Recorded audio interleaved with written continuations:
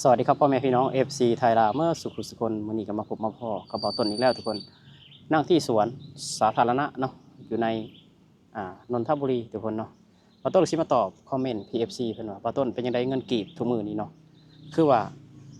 อ่าจากเป็นปีเลยเนาะทุกคนคือแบบเงินกีบตอนนั้นคือขึ้นแข้งค่าเนาะ1 บาทเท่ากับ700กีบเนาะหรือว่า720กีบเนาะแต่ตอนนี้ก็ตอนที่เบาต้นเมื่อบ้านเนาะเบาต้นเมื่อบ้านช่วงปีใหม่หรือว่าเดือนมกรา100 บาทหรือว่า 1,000 บาทแลกได้620,000กีบ620,000กีบแต่ตอนนี้ก็เริ่มขยับขึ้นมาเรื่อยๆทุกคนเริ่มขยับขึ้นมาขยับขึ้นมาขยับขึ้นมาคือตอนนี้1 บาทเท่ากับ665กีบทุกคน 1,000 บาท665,000กีบเนาะถือว่าเงินกีบอ่อนค่าลงไปจากเดือนมกรานะจากเดือนมกราผ่านมาหาเดือน6 เดือนเนาะทุกคนจาก1 บาท620มา1 บาท665กีบเนาะถือว่าแคมเปญเซฟเงินกีบทุกคนเซฟเงินกีบที่หลายคนแบบว่าอยากเซฟเงินกีบบ่ใช้เงินบาททุกวันนี้ก็จางหายไปเนาะจางหายไปเงินบาทก็ยังมีอิทธิพลคือเก่าอยู่ในสปป.ลาวทุกคนเงินบาทยังมีอิทธิพลคือเก่าเนาะคือว่าเงินเฟ้อเนาะเงินกีบเฟ้อทุกคนเงินเฟ้อหลายเงินอ่อนค่าหลายคือว่ารับจ้างดำนาคือไปปีนี้เนี่ยรับจ้างดำนาทุกคนวันหนึ่งนะวันหนึ่งเขาจ้างกันอยู่150,000กีบทุกคน150,000กีบกับ200 บาททุกคน200 กว่าบาทเนาะ200 กว่าบาทก๋วยเตี๋ยว50,000กีบทุกคนถึง70,000กีบเนาะไก่ย่างเป็นตัวละ200 บาทหรือว่า120,000กีบทุกคนบ่ต้นเมื่อซื้อเนาะบ่ต้นเมื่อซื้อกินเนาะมาม่าห่อละ 7,000กีบเนาะ7,000กีบก็คือสิประมาณ10 กว่าบาททุกคน10 กว่าบาทคือมาม่าไทยเด้มาม่าไทยคือว่าอยู่ในประเทศลาวคือบ่นิยมกินของเวียดของจีนทุกคนถ้าว่าคนพอมีเงินส่วนใดส่วนหนึ่งแล้วเขาสิมักซื้อของไทยผงชูรสเนาะก็100 กว่าบาททุกคนน้ำปลากับของไทยเนาะถือว่ามาตรการเซฟเงินกีบถือว่าบ่ได้ผลทุกคนบ่ได้ผลเพราะว่าทุกสิ่งทุกอย่างก็คือนำเข้าจากต่างประเทศเนาะคือว่าบ้านบ่ต้นนี่คือยังผลิตสินค้าเองยังบ่เป็นตอนแรกก็แบบเฮ้อกันเนาะจังหวัดนั่นแขวงนั่นแขวงนี่บ่รับเงินบาทแต่ที่จริงแล้วพี่น้องอย่าไปเชื่อคนทุกคนหั่นน่ะมักเงินบาททั้งนั้นแหละมักเงินบาททั้งนั้นมักเงินบาททั้งนั้นแม้แต่กระทั่งบ่ต้นเองนะถ้าบ่ต้นแบบว่าเมื่อบ้านเนี่ยเนาะบ่ต้นมีเงินบาทบ่ต้นสิเก็บไว้อย่างดีเลยถ้าเงินกีบบ่ต้นก็สิใช้จ่ายเนาะใช้จ่ายอัตราแลกเปลี่ยนก็บ่คือกันเด้อัตราแลกเปลี่ยนบ่แม่นสิคืออยู่ไทยเด้คืออยู่ไทยนี่คือว่า1 ดอลลาร์ก็เท่ากับ30 กว่าบาทเนาะ32 33 บาทแต่ว่าอยู่ลาวอัตราแลกเปลี่ยนเงินบาทนี่บ่คือกันทุกคนมีเรทนอกเรทในเนาะคือมีเรทนอกเรทในอย่าลืมนะว่าอยู่บ้านบ่ต้นนี่ถ้ามีเงินบาทหรือว่ามีเงินดอลลาร์สามารถแลกได้ทุกที่เนาะคืออยู่ประเทศไทยเพิ่นจัดสรรร้านแลกเปลี่ยนถูกกฎหมายเนาะแต่ว่าอยู่บ้านบ่ต้นนี่นะถ้าแม้ว่ามีเงินบาทนี่นะไปแลกนำแม่ค้าขายไก่ย่างก็ได้ไปแลกนำพ่อค้าขายเล็กก็ได้หรือไปแลกนำพ่อค้าขายแตงโมก็ได้เนาะสามารถแลกได้เพราะฉะนั้นแล้วเรทของเงินบาทอยู่จังหวัดเดียวกันอำเภอเดียวกันตำบลเดียวกันหมู่บ้านเดียวกันเรทของแต่ละคนสิบ่คือกันแล้วแต่คนใดต้องการเงินบาทเอาไปใช้เนาะสมมุติว่าคือมาแลกนำบ่ต้นก็ให้1,000 บาท660,000กีบเนาะไปแลกนำอีกคนนึงคนนั้นคือต้องการเงินบาทก็แลกได้ 1,000 บาท665,000กีบนี่แหละที่เฮ็ด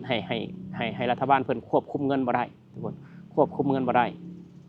คือว่าอยู่ในประเทศไทยเนี่ยก่อนเจ้าจะใช้เงินตาเนาะคุณต้องไปแลกที่ร้านแลกเปลี่ยนหรือว่าธนาคารที่รัฐบาลเพิ่นวางไว้ถือกฎหมายไว้คือเรทเงินเยนของญี่ปุ่นเนาะ เงินลิงกิตของมาเลเซียเงินดอลลาร์สิงคโปร์หรือว่าดอลลาร์สหรัฐอเมริกาเรทอยู่ในประเทศไทยเนี่ยบ่ว่าจังหวัดใดตำบลใดอำเภอใดเรทก็เท่ากันทุกคนเพราะว่ามีราคาบอกที่ชัดเจนอัตราแลกเปลี่ยนแต่ละมื้อที่ชัดเจนมีกระดานไฟบอกชัดเจนซึ่งมันแตกต่างกับบ้านบ่อต้นลายเนาะคือบ้านบ่อต้นนี่คือมีเรทนอกเรทในเรทนอกเรทในเพ้อแลกกันทางผ่านโลกโซเชียลเนาะอยากได้เงินบาทเท่านั้นเท่านี้ให้เรทเท่านั้นเท่านี้รัฐบาลเพิ่นก็ประกาศว่าสิปราบปรามพวกแลกเงินเถื่อนเนาะสิเอาแบบเงินตา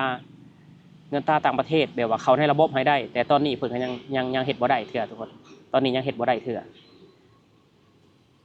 คือบ่ต้นเมื่อบ้านเนาะบ่ต้นแรกอยู่หน้าด้านก็อีกเรทนึงเนาะเวลาบ่ต้นไปตลาดซื้อของสดซื้อเนื้อหมูเนื้อไก่เนื้อผักก็อีกเรทนึงเนาะมันแตกต่างกันเลยทุกคนแตกต่างกันนี่แหละจริงเฮ็ดให้ควบคุมเงินบาทบ่ได้เนาะบ่ต้นเชื่อเลยว่าสิ้นปีนี่เงินบาทจะทะลุ1 บาท700กีบแน่นอนทุกคนบ่ต้นเชื่อแบบนั้นแต่ว่ารัฐบาลเพิ่นประชุมสภาเนาะประชุมสภาเมื่อวานนี้เพิ่นประกาศว่าอัตราเงินเฟ้อแม่นลดลงเนาะแต่ที่จริงแล้วลดลงจังได๋วะตอนบ่ต้นเมื่อเดือนมกรายัง1 บาทเท่ากับ620กีบเลยเนาะแต่ว่ามาตอนนี้เดือนมิถุนา100 บาท1 บาทเท่ากับ665กีบลดลงจังได๋เนาะบ่ต้นก็บ่ฮู้ว่าเพิ่นเอามาตรยังมาวัดเนาะว่ามันลดลงเศรษฐกิจของประเทศลาวในระยะ3 เดือนผ่านมาก็เติบโตขึ้นเนาะ GDP ก็พุ่งไป 4.5 ของ GDP เนาะถือว่าเศรษฐกิจของประเทศลาวปีนี้คือว่าขยายตัวพอสมควรเนาะแต่ว่าเบิ่งอัตราเงินเฟ้อแล้วก็ยังเฟ้ออยู่คือเก่าทุกคนเนาะถ้าว่า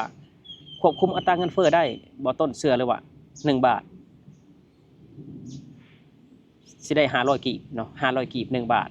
อันนี้คือว่าควบคุมเงินเฟ้อได้แต่อันนี้จาก1 บาท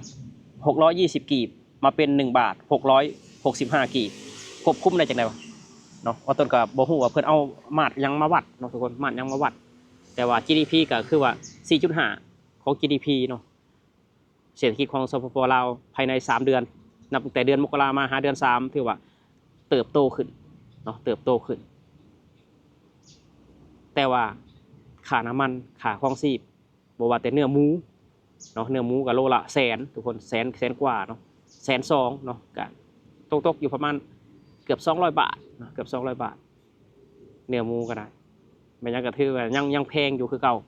เนาะถือว่ายังบ่เห็นท่าเอียงที่จะว่าลดลงเนาะสำหรับ FC เพิ่นที่ถามมาเพิ่น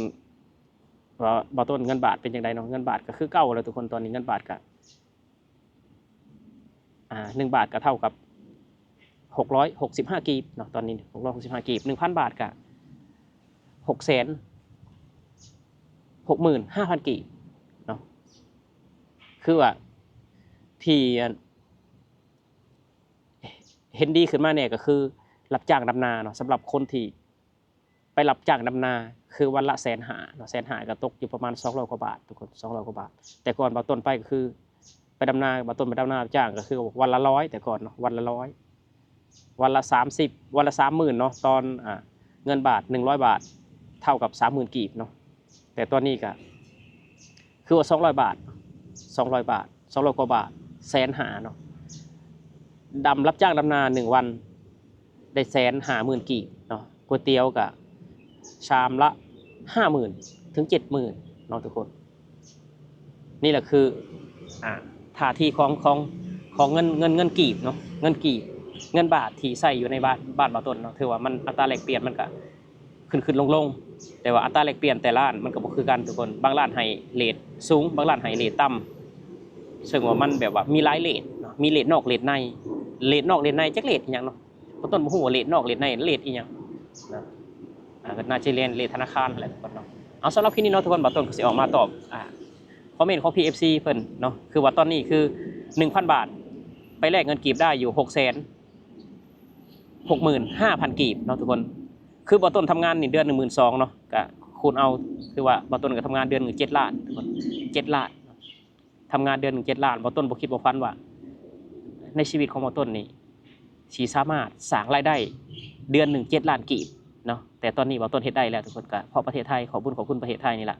เนาะถ้าว่าบอต้นบ่มาประเทศไทยก็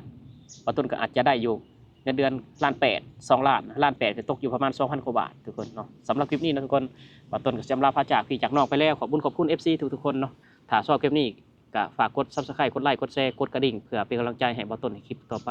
สำหรับคลิปนี้บอต้นขอกล่าวคำว่าสวัสดีครับผม